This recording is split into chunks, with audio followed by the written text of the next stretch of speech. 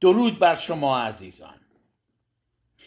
یک سری افکار وحشیانه رو این اعراب اومدند به مردم ایران آموزش دادند، اسمش هم گذاشتند اسلام. بسیار وحشیانه است. پروردگار عزیز عاشق بچه هاشه. ما فرزندان پروردگاریم. مسیح مقدس که اومد روی این زمین قدم زد، برای این اومد که به همه ما عشق پروردگار بزرگ رو نشون بده. ما فرزندان پروردگار بزرگ هستیم. پروردگار بزرگ هیچ وقت بچه هاش رو، فرزندانش رو اذیت نخواهد کرد.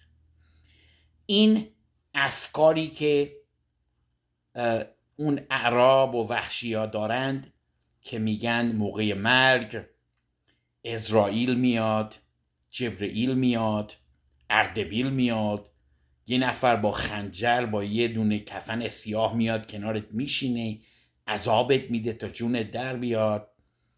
اینها احمقانه است، وحشیانه است و ایمان ما هموطنان مسیحی شما یک همچین اراجیفی رو قبول نمیکنه. موقعی که زمان برای بنده و شما برسه، یک آدم، یک فرشته یا انسان، من نمیدونم حالا چه شکلی خواهد داشت، تا بسیار دوستانه و با مهربانی میاد کنارتون میشینه، میگه دوست عزیز، موقعش هست که ما با هم بریم به مرحله بعدی این سفر انسانی ادامه بدیم و به همین صورت ما زمین رو ترک میکنیم و به مرحله بعدی سفرمون ادامه خواهیم داد. این مرگ آدمی زاده. مادر من الان در مرحله بعدی داره زندگی میکنه، زندگیشم خیلی خوبه. من با امید پروردگار بزرگ در مراحل بعدی زندگی ایشون رو مجددا خواهم دید، شما رو هم ایشون رو خواهید دید و با هم دیگه مجددا جشن میگیریم. شما عزیزانی که عکس سنگ قبر مادر من رو برای من هر سال میفرستید، من از شما سپاسگزارم. شما لطف میکنید. اما واقعیت این هست که من فقط تولد مادرم رو جشن میگیرم و هر روز با ایشون صحبت میکنم، ایشون به من جواب میده. 2-3 سال پیش، من جزئیاتشو نمیتونم به شما بگم، 2-3 سال پیش مادر من جان من رو نجات داد.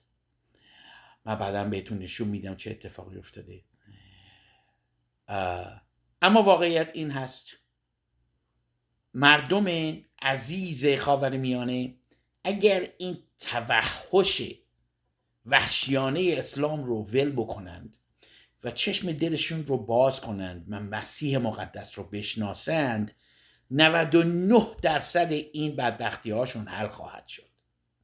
من دعای من اینه که بتونم یک روز بیام توی اون خیابونای تهران، توی پیاده رو قدم بزنم، با مردم صحبت کنم، دونه به دونه بهشون توضیح بدم که مسیح مقدس کیست و راه نجاتشون کیست و چقدر آزادی شیرین خواهد بود به نام مسیح